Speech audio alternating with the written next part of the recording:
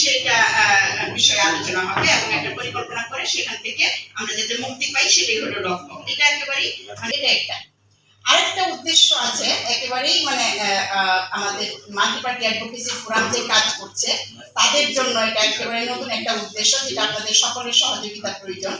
সেটা হলো যে আমরা জানি যে সরকারি বিভিন্ন ডিপার্টমেন্ট আছে, এক এক ডিপার্টমেন্ট এক এক দায়িত্ব পালন করে, কিন্তু একটা ডিপার্টমেন্টের সাথে আরেকটা ডিপার্টমেন্টের কিন্তু কাজের মানে আছে, লিঙ্ক আছে, মানে একটার সাথে আরেকটা জড়িত।